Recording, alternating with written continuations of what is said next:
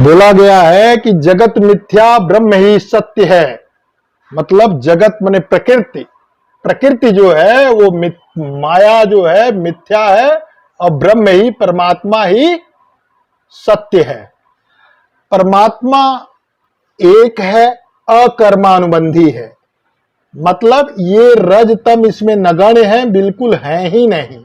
रजतम इसकी कर्मों में आसक्ति नहीं है, ये कोई कर्मों के फल में इसकी आसक्ति नहीं है, इसकी प्रकृति में आसक्ति नहीं है, माया में आसक्ति नहीं है, स्पृहा नहीं है, इच्छा रहित कर्म और फल में इसकी स्पृहा नहीं होती है। मतलब कर्म और फल में इसकी स्पृहा नहीं होती है, इच्छा ही नहीं होती है परमात्मा की। वास्तव में परमात्मा प्रकृति को अपने अधीन रखता है। मतलब परमात्मा डोमिनेंट है, प्रकृति जो है, माया जो है वो रिसेसिव है। माया परमात्मा के अंदर रहती है। माया जो है जड़ है, अचेतन है, नाशवान है, जबकि परमात्मा चेतन है और नाशवान नहीं है। एक है, अकर्मानुबंधी है, इसकी प्रकृति में अपनी माया में कोई दिलचस्पी नहीं है, न माया के कर्मों में कोई इसका जो है आसक्ति रहती है, न माया के फल में आसक्ति रहती है, क्योंकि ये रजतम से निर्मुक्त है। इसी नाते ये अकर्मा अनुबंधी है। प्रकृति इसी में परमात्मा के अंदर प्रकृति भी निहित है, जीवात्मा भी निहित है। लेकिन परमात्मा प्योर फॉर्म है, जीवात्मा भी प्योर फॉर्म है। अब प्रकृति मिथ्या है। मतलब प्रकृति मिथ्या है क्योंकि प्रकृति त्रिगुणात्मक है, और त्रिगुणात्मक होने के नाते ये जो है, इसमें रजतम होने के नाते ये जो है मिथ्या है। लेकिन ये भी परमात्मा के अधीन है, प्रकृति भी परमात्मा के अधीन है, जीवात्मा भी परमात्मा के अधीन है। अब देखिए, प्रकृति जो है रेसेसिव है, मतलब ये रेसेसिव है परमात्मा के अंदर, परमात्मा डोमिनेंट है, रेसेसिव है। इस नाते क्यों? परमात्मा की प्रकृति बुद्धि, अहंकार, मन, 10 इंद्रियां, पंच तन मात्राएं। एक्चुअल में जब परमात्मा इतने में रहता है, पंच महाभूत जब वो इन्वॉल्व उसमें होता है परमात्मा में, तो प्रकट हो जाता है वो। और जब सूक्ष्म फॉर्म में रहता है, बुद्धि, अहंकार, मन, 10 इंद्रियां, पंच तन मात्राएं, ये जो है सूक्ष्म चीजें हैं, तो जब इनको लेके परमात्मा रहता है तो अव्यक्त रहता है। जब परमात्मा रहता है तो उस परमात्मा में प्रकृति अव्यक्त रूप में रहती है और परमात्मा भी अव्यक्त रूप में रहता है। इसका मतलब यह हुआ कि परमात्मा जो है, जब प्रकृति अव्यक्त रूप में रह रही है तो परमात्मा प्रकृति पे डोमिनेंट रहता है, न कि प्रकृति जो है परमात्मा पे डोमिनेंट रहती है। और जो प्रकृति है वो मिथ्या है। मतलब यही सब जो है, ये सब जो है प्रकृति है, यही जो है त्रिगुणात्मक होने के नाते। अब देखिए, हम प्रकृति को बोला त्रिगुणात्मक है, मतलब इनमें 3 गुण हैं, जबकि आत्मा जो प्योर फॉर्म है ये इम्प्योर फॉर्म है। यही माया है प्रभु की, तो त्रिगुणात्मक है और ये त्रिगुणातीत है। मतलब इसमें तीनों गुण नहीं है। एक्चुअल में इसमें सत्व गुण है, लेकिन सत्व गुण को निर्गुण माना जाता है, ये इस नाते इसको निर्गुण माना जाता है, त्रिगुणातीत है। माने इसमें जो है प्योर फॉर्म है जीवात्मा परमात्मा का। तो और ये आत्मा प्रत्येक जीवों में अलग अलग है, तो इस नाते अनंत हुई। मतलब देखिए, आत्मा जो है मनुष्य में अलग अलग, मनुष्यों में अलग अलग है, अलग अलग जीवों में अलग अलग है, तो इस नाते अनंत है। और ये प्रकृति अनुबंधी है, प्रकृति के अनुबंध में रहती है। जो जीवात्मा होती है प्रकृति के अनुबंध में रहती है। अब इसमें से अगर सत्व रजतम अगर निकल जाए तो ये आत्मा जो है प्रकृति अनुबंधी नहीं हो जाएगी और या कर्मानुबंधी नहीं रहेगी, फिर ये जो है अकर्मानुबंधी हो जाएगी। तो ये निर्गुण है, साक्षी है, माने कर्मों को देखता है, ये कोई कर्म नहीं करता है आत्मा। ये त्रिगुणातीत है, इनमें माने ये तीनों गुणों से रहित है, मध्यस्थ धर्मी है, माने परमात्मा और प्रकृति के बीच में है, मध्यस्थ धर्मी है। ऐसे समझें कि ये बीच में होने के नाते ये मध्यस्थ धर्मी है, ये लास्ट में होने के नाते अमध्यस्थ धर्मी है।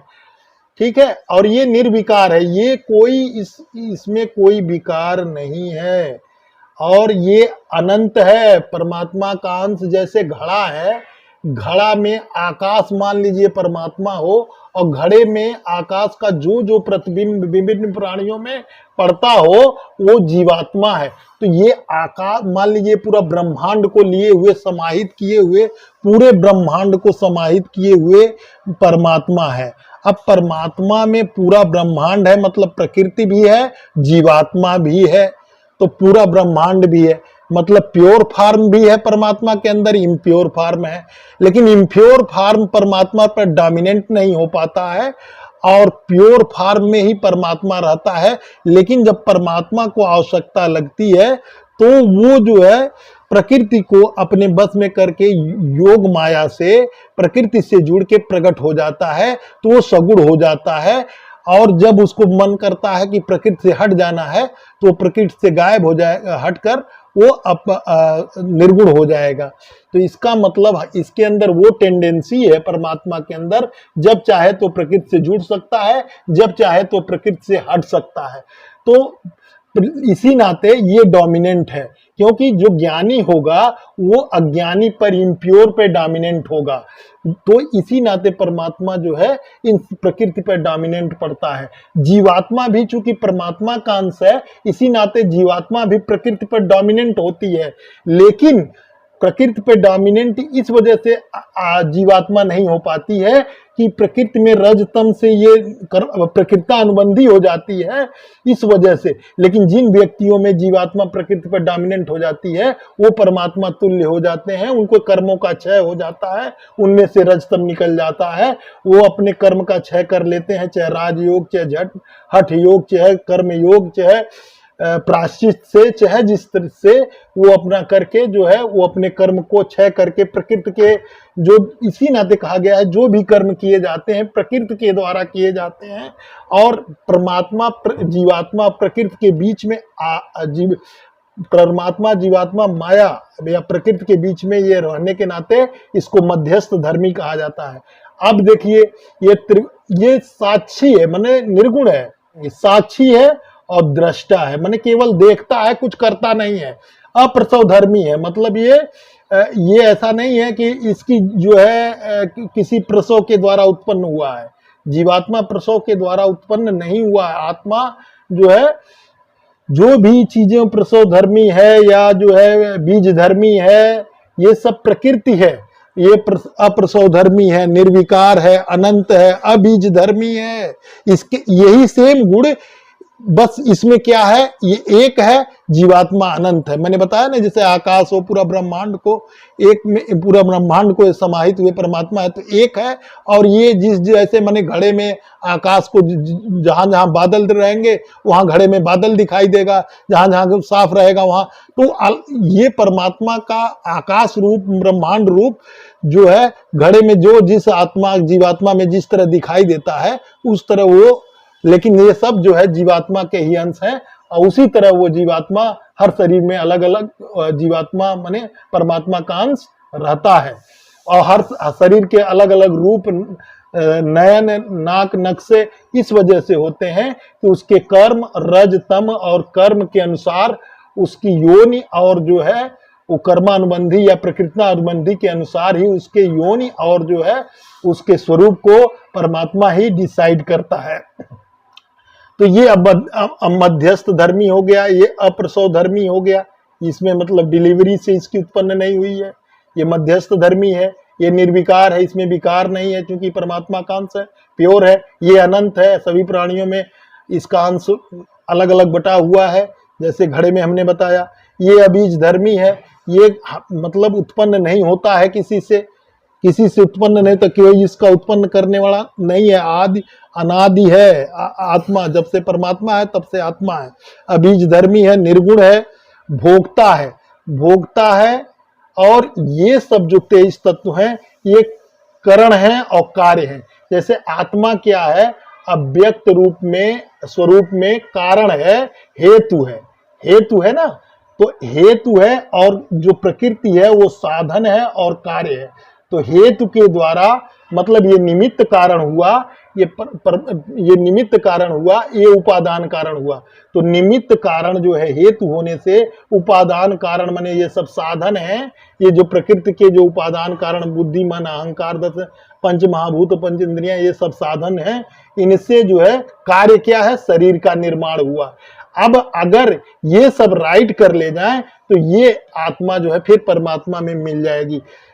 अब अगर ये सब राइट नहीं है तो यही जब राइट नहीं होते हैं, ये सब राइट नहीं होते हैं, इधर सब राइट होते हैं, ये सब राइट होते हैं और ये इधर राइट नहीं है, क्योंकि ये सब में रजतम है, रजतम है, रजतम है, ये रजतम है, इसमें सब में सत्व है। सत्व को निर्गुण माना जाता है, क्योंकि आप देखते हो कबीर के दोहे में जो भी सब कहते हैं निर्गुण सुनाइए। निर्गुण का मतलब ये होता है सत्व चीज जो परमात्मा की ओर ले जाए, जो परमात्मा में के रास्ते को वो की तरफ ले जाए, वो निर्गुण है। तो सत्व ही तो निर्गुण है, रजतम है, रजतम और रजतम के द्वारा जो कर्म किए गए तो ये इम्प्योर फॉर्म हो गया। तो अब वस्तुतः मन जो है क्रियावान है, यही तत्व यही कार्य करते हैं, यही कार्य करते हैं। और जो है आत्मा कोई कार्य नहीं करता है, आत्मा अकर्ता है, कुछ नहीं करता है, वो केवल साक्षी होकर चुपचाप देखता है। लेकिन चूंकि इसने मन को चैतन्यता दिया, मन को चैतन्यता दिया और मन जो है चैतन्य है, मन अचेतन है, क्रियावान है।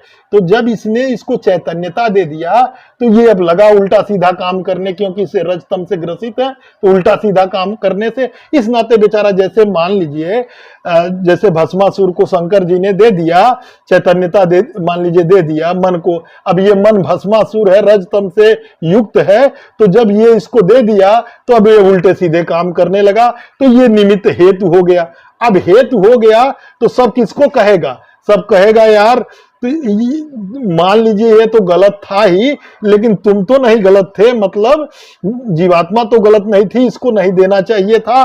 तो इस नाते ये जो है निमित्त कारण हो जाता है, माने ये कर्ता न होते हुए भी चूंकि ये चैतन्यता देने के नाते ये कर्ता हो जाता है मन को। और क्योंकि मन जो है कर्ता हो जाता है और बुद्धि चूंकि ठीक नहीं रहती है तो इस नाते उल्टे सीधे काम करता है।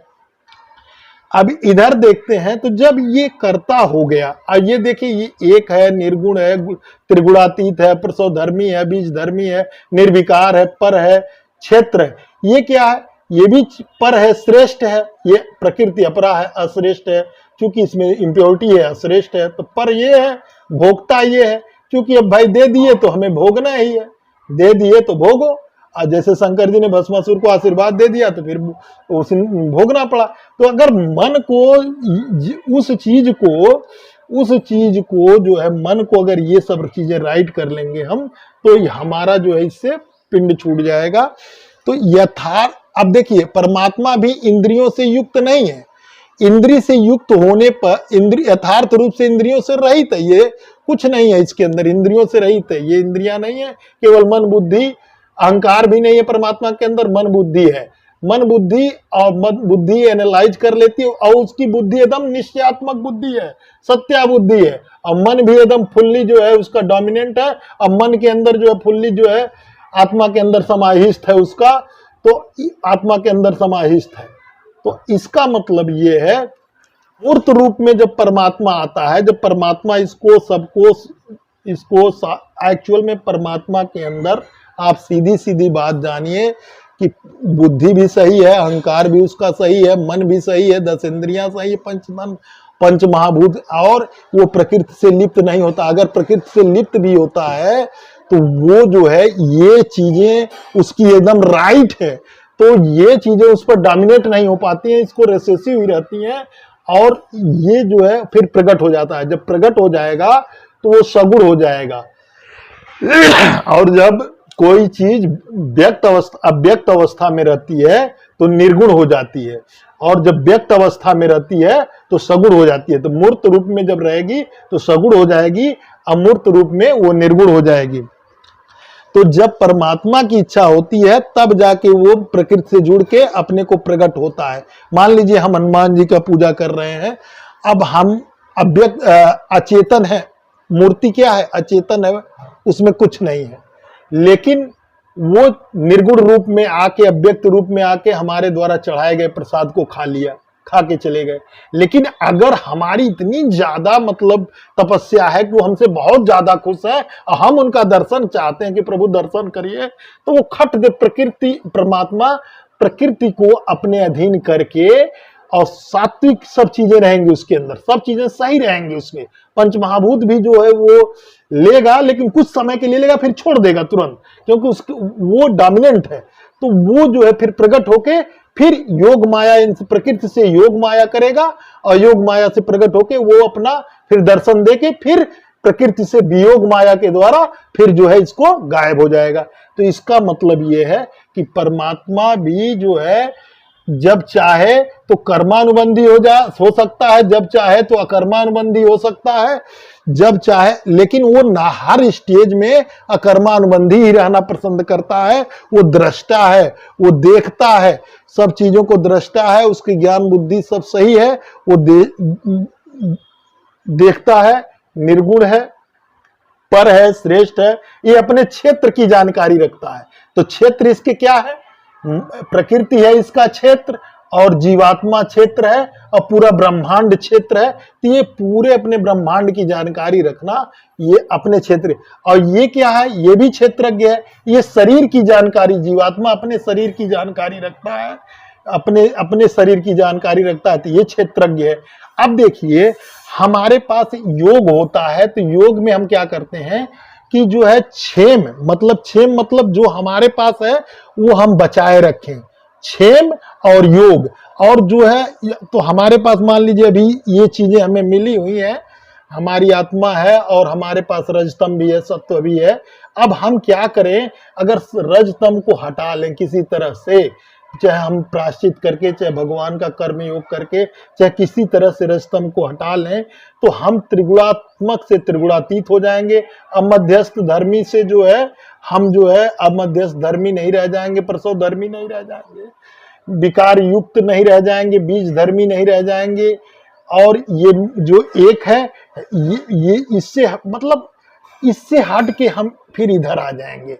मतलब क्या हुआ, जब हम राइट इसको कर लेंगे तो हमारा जो है क्या हो जाएगा, जब इसको राइट करेंगे हम इस चीजों को, तो हम जो है क्या करेंगे कि हम जो है फिर परमात्मा में, क्योंकि हमारे पास क्या है कि आत्मा निर्विकार है, मतलब ये विकार हमारे पास, ये तो पहले से ऑलरेडी प्योर है, इम्प्योरिटी इसी में है।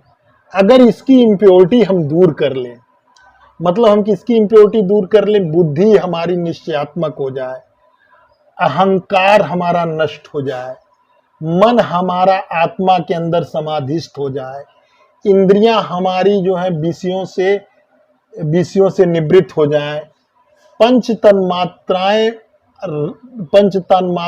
और पंच महाभूतों, ये तो जब इंद्रियां जब उसमें विषयों से, तो ये तो ऑटोमेटिक कनेक्शन उसका कट जाएगा, तो शरीर से उसका कनेक्शन ही कट जाएगा। जब ये हो जाएगा तो ये रहते हुए भी, शरीर रहते हुए भी हमें जो है परमात्मा का साक्षात्कार हो जाएगा। तो हम क्या हो जाएंगे, जो अभी इन तत्वों से मिलने के नाते, असल में क्या है कि आत्मा त्रिगुणातीत है, इसमें 3 गुण है, इसमें 3 गुण नहीं है, लेकिन इसमें 3 गुण हैं। जब ये 3 गुण इसमें मिल जाते हैं तो आत्मा त्रिगुणात्मक नहीं होती है, शरीर त्रिगुणात्मक हो जाता है। तो ये निर्गुण है, एक्चुअल में ये कोई काम नहीं करता, आत्मा कोई काम नहीं करता है, ये अकर्ता होता है, कुछ नहीं करता, केवल इसने चैतन्यता देने के कारण इसको लोग कर्ता मान लेते हैं। चैतन्यता दे दिया मन को, तो इस नाते अगर मन राइट हो जाए, मन रजतम से रहित हो जाए, बुद्धि भी निश्चयात्मक हो जाए, अहंकार नष्ट हो जाए, तो आत्मा जो है मन पे डोमिनेंट हो जाएगी, तो मन जो है आत्मा में समाधिस्थ हो जाएगा और फिर शरीर को छोड़ देगा। ये पंच महाभूत से जो है ये छोड़कर बाकी 10 इंद्रियां और ये सब से परमात्मा में मिल जाएगा। पंच महाभूत जो है एब्सेंट हो जाते हैं, अव्यक्त में पंच महाभूत नहीं रहता है। जब परमात्मा अव्यक्त है तो उसमें पंच महाभूत नहीं है। जब जो है जब जो है कोई व्यक्ति जब मरता है तो मरने पर उसके पंच महाभूत ही रह जाते हैं, केवल इस प्रकृति के अंदर पंच महाभूत ही रह जाते हैं और बाकी ये सब सूक्ष्म चीजें हैं। सूक्ष्म चीजें जीवात्मा से जुड़ के जाती हैं और इसी के साथ उसके कर्म और रज और तम भी जाके दूसरी योनि में प्रवेश करते हैं। लेकिन समस्या ये है कि ये सूक्ष्म चीजों को हम नहीं देख सकते। हमारे पास जो दृष्टि है वो दिव्य दृष्टि नहीं है। ये सब सूक्ष्म चीजें दिव्य दृष्टि से ही देखी जा सकती हैं। तो जिनके पास दिव्य दृष्टि है, जिसको छठी इंद्री बोलते हैं, छठवीं इंद्री जो मन होता है, जब मन आत्मा के अधीन हो जाता है, तो जब आत्मा के अंदर जब मन अधिष्ठ हो जाता है तो उस समय दिव्य दृष्टि प्राप्त होती है। तो दिव्य दृष्टि बताया भगवान ने, शरीर से श्रेष्ठ इंद्रियां हैं, इंद्रियां से मन, मन से बुद्धि, बुद्धि से आत्मा, आत्मा से परमेश्वर। मतलब जैसे जैसे इधर देखिए शरीर में तम बहुत ज्यादा होता है, तम इंद्रियां में उससे कम जो है तम होगा, मन में उससे कम रज तम, मन भी में मतलब इधर से जब इधर तक जाएंगे तो रज तम घटता जाएगा और यहाँ आके आत्मा में सत्व एकदम हो जाता है, परमात्मा का अंश हो जाता है, ज्ञानी हो जाता है। इसी नाते इसको न अग्नि जला सकती है, न वायु न इसको जो है नष्ट कर सकता है, न अग्नि जला सकती है। तो ये सात्विक जब आत्मा है तो ये क्यों कुछ उल्टा सीधा काम करेगी? तो ये कुछ नहीं करती है, इसी नाते ये करता है। तो भाई जब ये ज्ञानी चीजें हैं तो ये काम क्यों करेगी? तो ज्ञान इसके पास है, इसी नाते कर। लेकिन क्या हुआ, इसने चैतन्यता क्यों दिया? चैतन्यता इस वजह से दिया था कि चैतन्यता इस वजह से दिया था कि अगर हम चैतन्यता इसको देते हैं तो ये रजतम से मुक्त होके हम जो है मुक्त होके परमात्मा में मिल जाएंगे, ये सोच कर इसने दिया था। लेकिन ये क्या जाना कि प्रकृति में हमारे साथ जो है रजतम इतने ज्यादा और कर्म हम इतने ज्यादा गड़बड़ हैं कि मैं इसको दे रहा हूं तो ये हमें फिर जो है हम जो है गलत रास्ते पर ले जाएंगे। इस नाते ये निमित्त कारण हो जाता है और ये उपादान कारण हो जाता है। वस्तुतः सारे कर्म जो है प्रकृति द्वारा किए जाते हैं, मन करता है, ये प्रकृति द्वारा सारे कार्य किए जाते हैं और यही साधन है और यही कार्य भी करता है। कहाँ ये काम कर रहा है? ये तो अपना चुपचाप बैठा हुआ है, बस इतना है चैतन्यता इसको दे दिया, अब ये जो है भस्मासुर की तरह उल्टा सीधा काम करने लगा। तो कार्य तो यही कर रहा है, लेकिन गलती इसकी ये है कि इसने इसको चैतन्यता दिया है। तो इसी नाते इसको चरक में कर्ता मान लिया है। लेकिन गीता ने इसको अकर्ता ही माना है, क्योंकि उसने ये माना कि ये जो चैतन्यता दिया गया था, ये चैतन्यता का अगर ये सही उपयोग करता इस चैतन्यता का, तो ये जो है परमात्मा में मिल जाता। लेकिन इसने दुरुपयोग किया, क्योंकि इसकी बुद्धि, मन, अहंकार, 10 इंद्रियां, पंचतन मात्राएं, इसकी जो भी चीजें हैं वो रजतम इस पे हावी है। तो ये जब रजतम हावी है तो ये गलत ही काम करेगा। तो जब गलत काम करे, इसी नाते अष्टांग योग में बताया है कि जो है इसको हटाने के लिए बताया है कि रजतम को हटाइए। तो उन्होंने कहा रजतम को हटाने के लिए रजतम को हटाइए, बलवत कर्म संचयात, मोक्षो वियोगे सर्व संयोगो बलवत कर्म संचयात। तो हमें अपने कर्म के द्वारा रजतम को हमें ऐसा कर्म करना है जो राग द्वेष से रहित हो, और राग द्वेष से जब रहित हो जाएगा तो वो कर्म धीरे धीरे हमारे कर्मों का क्षय करता जाएगा। मतलब ये जान लीजिए, जब हम कोई कर्म करते हैं तो जब हम उसको स्वयं भोगते हैं उसका फल, जैसे मान लीजिए हमने कोई कर्म किया और उसका फल स्वयं भोगा, तो वो हम कर्ता कहलाएंगे।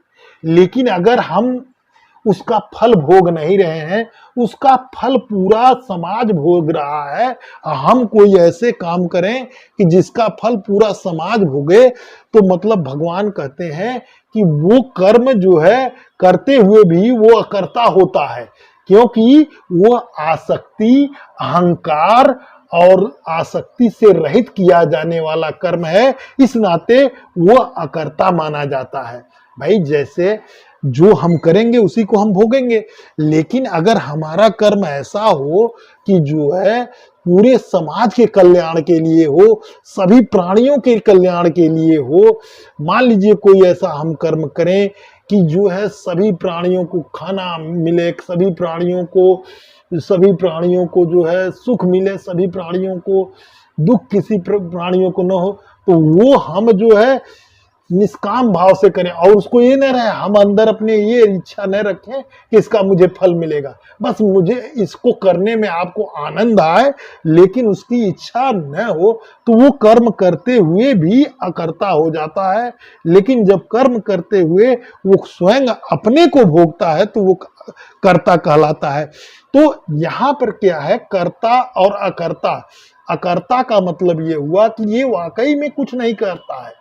भगवान ने कहा गीता में कि ये कुछ नहीं करता है, आत्मा साक्षी है, निर्गुण है और साक्षी है, ये कुछ नहीं करता, सब कुछ यही करते हैं। इम्प्योरिटी, यही जो इम्प्योरिटी है यही सब करते हैं, यही है, यही उपादान कारण है, यही करता है, क्योंकि इनके अंदर क्रिया की पावर है तो ये करते हैं और ये शरीर का निर्माण करते हैं। तो ये शरीर का निर्माण क्यों कर दिए कि अगर ये सही होते, हमारा ये सब सही होता, तो ये शरीर का निर्माण नहीं करता। तो इसी नाते आत्मा ये सोच के इसको दिया चैतन्यता कि शायद ये सही हो और मुझे जो है इस तरह से निकल जाए। लेकिन अगर ठीक है प्रभु ने हमें रजतम दे दिया, तो हमारे पास साधन भी उसने दिया कि आप जो है चाहिए कि साधन को करेक्ट करके, इसको सत्या बुद्धि करके, स्थित प्रज्ञ होके, मन समाधिस्थ होके आप इसको निकल सकते हैं। तो तब जो है आपका शरीर का निर्माण नहीं होगा, करण से भी होते हुए, तो प्रकृति उसी न जगत मिथ्या ब्रह्म सत्य है। तो इस चीजों को आप चाहें, सांख्य ने 24 तत्व माना, प्रकृति को भी लिया, महान की जगह बुद्धि की ले लिया, अहंकार मन, 10 पंच तन्मात्राएं, पंच महाभूत। तो ये एक्चुअल में पूरा इम्प्योर है। जब ये सारी चीजें राइट हो जाती हैं, सत्या बुद्धि हो जाए, अहंकार नष्ट हो जाए, मन आत्मा में समाधिस्थ हो जाए, 10 इंद्रियां जो हैं विषयों से निवृत्त हो जाएं, विषयों से उनका हट जाए, पंच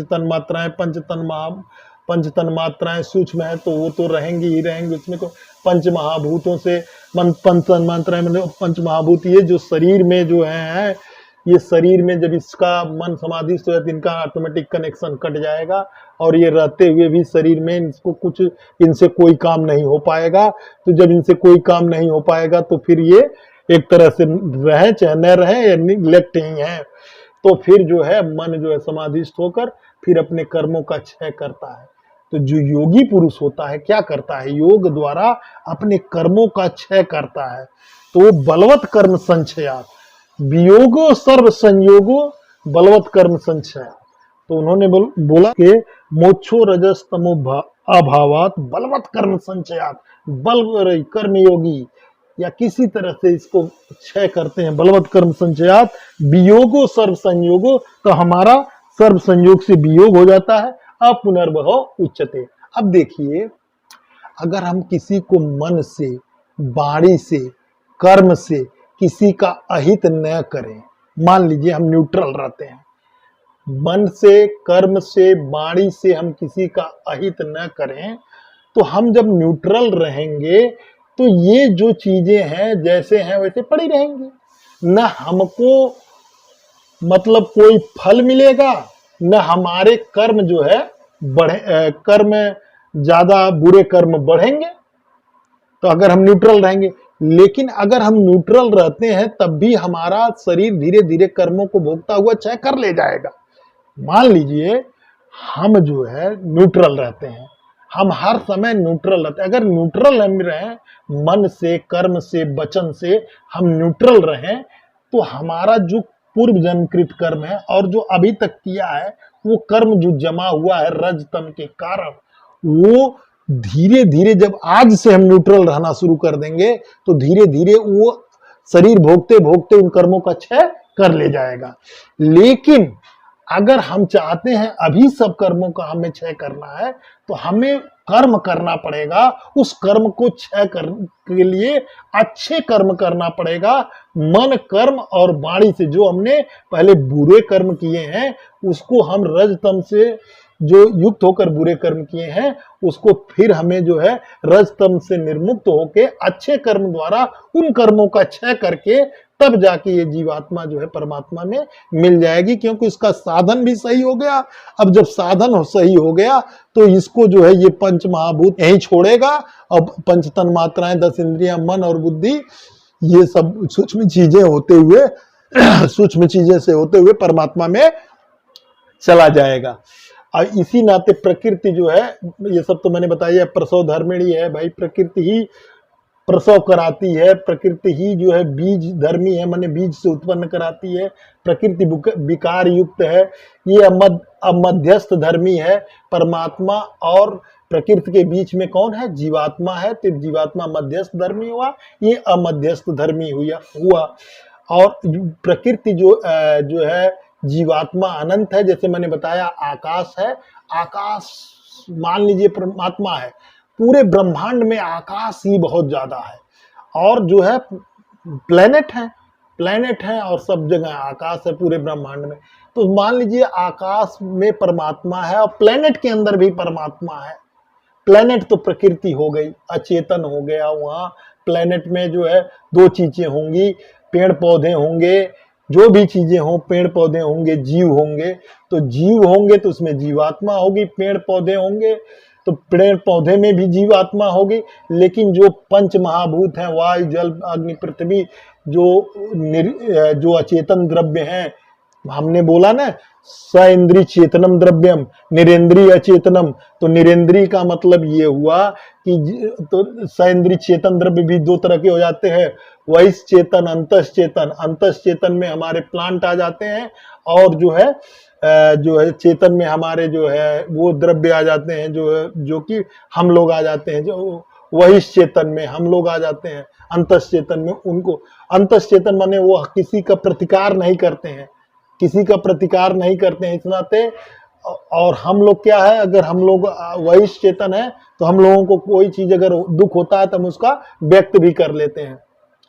इसका मतलब जो लिविंग थिंग है वो जो है उसको हम क्या बोलेंगे, मतलब लिविंग थिंग को हम बोलेंगे सइंद्रिय चेतनम, और नॉन लिविंग थिंग को हम प्रकृति बोलेंगे, जिसमें नॉन लिविंग में क्रिया तो होती है, उसके अंदर प्रोसेस तो करने की क्षमता होती है।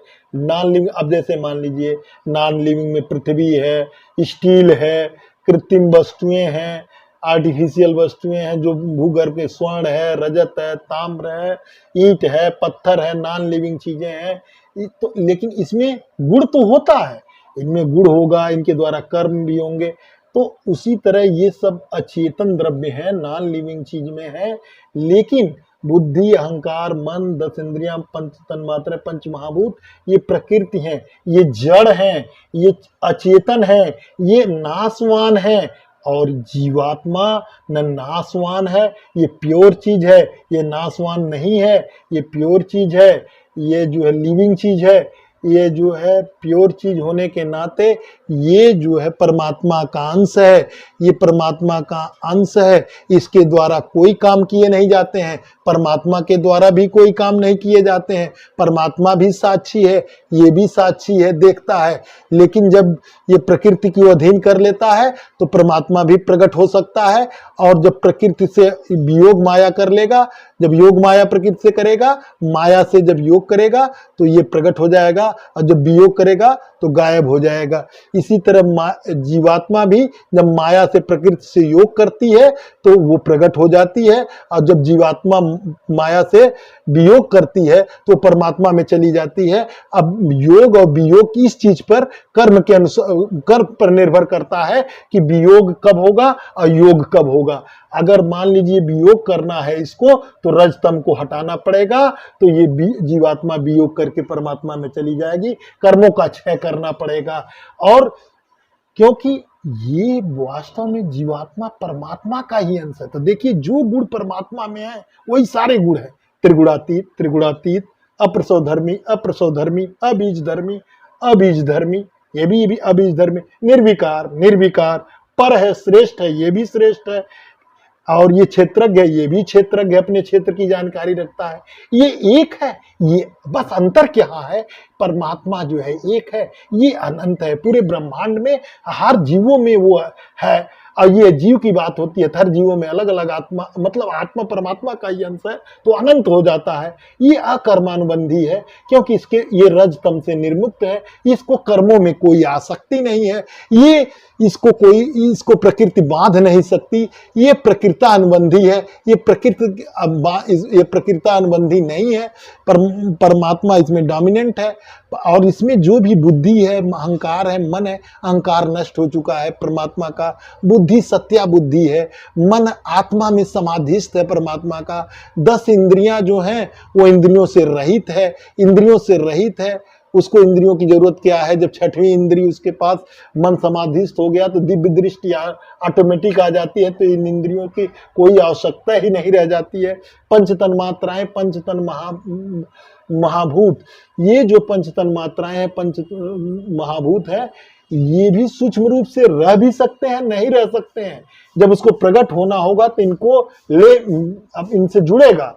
जब जैसे कोई योगी, महायोगी है, जब वो परमात्मा के समकक्ष पहुंच जाता है, अब परमात्मा की मान लीजिए थोड़ा सा स्टेटस बाकी है, तो वो जब बहुत परमात्मा उसके ऊपर खुश होता है, तो वो प्रकृति को जो है अपने अधीन करके उसको दर्शन दे देता है। ये परमात्मा की इच्छा है कि उसको, अगर जब भाई वो जुड़ेगा तो इतना चीज उसको लेना पड़ेगा, तभी तो प्रकट होगा। पंच महाभूत, पंच तन मात्राएं, ये तभी तो वो प्रकट हो पाएगा। अगर और जब उसको, चूंकि ये उसके अधीन रेसेसिव है और ये उसकी सब चीजें राइट है, हमारी ये सब चीजें राइट नहीं है, तो जब हमारी ये सब चीजें राइट नहीं है तो हम चाह के भी इससे जुड़ नहीं पाते हैं। तो इसको हमें पहले सही करना पड़ेगा, तब जाकर हम इससे जुड़ पाएंगे।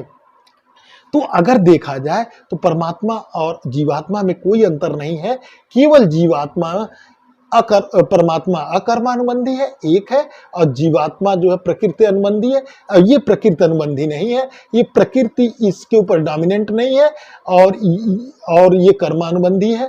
तो ये चीजें जो है इसके वजह से है। अब जब अकर्ता है, ये भी अकर्ता है, लेकिन देखता रहता है चुपचाप साक्षी होके कि देख रहा हूं क्या क्या चल रहा है। लेकिन जब इसको इच्छा होती कि बहुत जो है पाप बढ़ गया है, तो ये अपने योग माया से इससे जुड़ेगा, और फिर अपने जो प्रकट रूप में आके धर्म की स्थापना के लिए ये तुरंत फिर आ जाएगा। अब यही आत्मा जो जीवात्मा है, जब ये परमात्मा में मिल जाती है, ये परमात्मा का अंश हो जाती है। तो जो ये परमात्मा में मिल गई तो फिर ये परमात्मा का अंश हो गई, और ये जो है इससे हट गया सब, तो ये परमात्मा में विलीन हो गई। फिर तो इसका मतलब ये हुआ कि ये भी परमात्मा ही है, ये भी परमात्मा है। फर्क ये है, एक है अकर्मानुबंधी है, इसमें इम्प्योरिटी 100% इम्प्योरिटी नहीं है, इसमें इम्प्योरिटी है, ये माया की गंदगी है, रजतम की गंदगी है, इसी नाते ये कर्मानुबंधी है। ये एक है, ये अनंत है, सभी जीवों में अनंत है भाई। थोड़े थोड़े इसमें भगवान ने अपने अपने अंश इसमें डाल दिए, सब में जाओ भैया, सब लोग उसी की बैटरी से चल रहे हैं। लेकिन इसकी जो बैटरी है ये पूरे ब्रह्मांड में है, और ये पूरे ब्रह्मांड की प्रकृति को अपने अंदर सहित है। इसी नाते गीता में बोला, हम अनंत सिर वाले, अनंत मुख वाले, अनंत जो है नेत्र वाले, अनंत कान वाले, अनंत वो, मतलब इतना जो है विराट रूप परमात्मा का है कि वो इसको भी, प्रकृति को भी कंट्रोल कर रहा है, जीवात्मा को भी कंट्रोल कर रहा है। बोला कि मैं, प्रकृति भी मुझसे ही निकली और जीवात्मा भी मुझसे निकला, ये सब मैं सब में हूं, लेकिन सब मुझ में नहीं है। ये सोचे कि सब मुझ में है तो मुझ में, मेरे से निकला हुआ है, लेकिन सब मुझ में नहीं है। ऐसा नहीं है कि सब मुझ में है, सब मुझ में तब है जब वो प्योर फॉर्म में मेरे अंदर आए, और हमेशा वो प्योर फॉर्म में ही रहता है, निर्गुण फॉर्म में रहेगा, निर्गुण फॉर्म में रहेगा। और वो निर्गुण फॉर्म अव्यक्त होता है, साथ चुपचाप देखेगा क्या हो रहा है, क्या हो रहा है, क्या हो रहा है, उसकी सारी चीजें राइट है। और जब देखता है कि यार ये तो बहुत गड़बड़ हो रहा है, तब उसकी जब बुद्धि कहती कि भैया ये तो पूरा एकदम हमारी सृष्टि ही नष्ट हो रही है, हमारे द्वारा जो बनाए गए जीवात्मा है, प्रकृति है, ये सब कोई नष्ट कर रहा है। जब राक्षसों ने प्रकृति को नष्ट करना, जीव आत्माओं को नष्ट करना शुरू कर, तो वो सोचा कि जब हमारी सृष्टि को बचा, तब वो अपने प्रकृति को अधीन करके तब वो प्रकट होता है। तो जब प्रकट होता है तब सगुण, और जब गायब होता है तो निर्गुण। इसी तरह जब आत्मा प्रकट होती है तो सगुण हो जाती है, जब आत्मा गायब होती है अपने तपोबल से तो वो निर्गुण हो जाती है। आत्मा को भगवान ने कर्ता कहा, और यही सत्य है कि आत्मा कुछ नहीं करता, जो कि वो साक्षी है, वो देखता है। लेकिन वो चरक ने कहा कि जब ये इसने चैतन्यता दिया मन को, और ये चैतन्यता दिया रजतम गुणी मन को, तो ये जो है फिर उल्टे सीधे काम करने लगा, तो इस नाते इसको कर्ता मान लिया। लेकिन वास्तव में ये कर्ता नहीं है, ये अकर्ता ही है, सब कुछ यही सब कर रहे हैं। बस शर्ते क्या है कि चूंकि अब इसने जो है, अगर ये इसको देता नहीं तो देने का कारण ये था कि ये इसको इस वजह से देता है कि शायद आदमी जो है अच्छे कर्म करके हमें जो है फिर परमात्मा में हम विलीन हो जाए, क्योंकि इसकी हमेशा टेंडेंसी, ज्ञानी आदमी है ये इधर ही भागने की रहती है, पर जीवात्मा की टेंडेंसी परमात्मा की तरफ भागने की रहती है। अब प्रकृति की टेंडेंसी जीवात्मा को अपनी ओर खींचने की रहती है। तो जब प्रकृति की टेंडेंसी अपनी ओर खींचने की रहती है तो प्रकृति अब इसके पास तो भाई कर्म तो जो है अब ये बध गया, मान लीजिए कर्मानुबंधी हो गया, प्रकृति अनुबंधी हो गया, तो ये तो क्षय कर नहीं सकता ना, करेंगे तो यही सब ना, यही सब इसके कर्मों को क्षय कर सकते हैं। ये तो चैतन्यता है, अक्रियावान है। तो जब यही इन्हीं को करना है तो इनको तो ये तो देना ही पड़ेगा कि भाई अगर ये कर देंगे, ये 1% प्रोबेबिलिटी मान के दे कि भैया अगर ये कर देंगे तो हम परमात्मा में। लेकिन ये हमेशा इसमें जो है इन इंद्रियों में भी रजतम है, राग द्वेष है, पंच तन्मात्र पंच महाभूत सब में राग द्वेष भगवान ने ऑलरेडी डाल रखे हैं। इसी अपनी माया में ये आदमी घूमता रहता है, कर्म करता। और जो इसको जान जाता है, जिसकी बुद्धि सत्या बुद्धि हो गई, मन समाधिस्थ हो गया, वो हो गया, इंद्रियां फिट हो गई, पंच तन्मात्राएं जो है, पंच तन्मात्राएं पंच महाभूत, जब इंद्रियां फिट विषयों से निवृत्त हो गई, मन समाधिस्थ हो गया, अहंकार नष्ट हो गया, बुद्धि सत्या बुद्धि हो गई, रितिम्बरा बुद्धि, तो ये धीरे धीरे ये इसको छोड़ देता है, प्रयास करके कर्म करके योग से। और उसी कहा जाता है क्षेम हमारे पास जो है, क्षेम हमें रक्षा करना है और प्लस हमें परमात्मा को पाना है, उसी को योग कहते हैं, अपने अंदर जोड़ना है। तो हम लोग रोज रोज घटाते जा रहे हैं। तो इसी नाते उन्होंने बोला कि जो है हेतु बोला इसी के नाते, इसी नाते आत्मा केवल भोगता है। भैया तुम कर रहे हो, अब हम क्या है बीच में बैठे हैं, साक्षी हैं, देख रहे हैं कि हाँ सब गड़बड़ हो रहा है, लेकिन देख रहे हैं, लेकिन कुछ करेंगे नहीं, क्योंकि हम क्रियावान ही नहीं है। तो हम कुछ करेंगे नहीं, हम चुपचाप देखेंगे, भोगेंगे। जब तुम्हें ज्ञान होगा तब हमारी मुक्ति होगी, माने जब तक तुम माया में लिपटे रहोगे तब तक हमारी मुक्ति नहीं होगी। तो अब इसकी मुक्ति प्रकृति के है। अब प्रकृति पर अगर परमात्मा की कृपा हो जाए कि इस व्यक्ति को हमें मुक्त कराना है, तो उसको ऐसी बुद्धि ऐसा वो दे देंगे कि जो है, इसी नाते कहा जाता है कि जब हम परमात्मा को भजते हैं तो प्रकृति से हमें दूर वो रास्ता बताता है कि आप प्रकृति से दूर जाइए। इसी नाते कहा जाता है कि हम जब परमात्मा को भजेंगे तो परमात्मा हमें प्रकृति के बारे में धीरे धीरे ज्ञान देगा कि ये सब बेकार चीजें हैं। हम तब जाके जो है ये धीरे धीरे ये सब फिर जो है मन हमारा जो है धीरे धीरे डाउन में होगा, और आत्मा जो ज्ञानी है तो इसकी बात को मन सुनने लगेगा।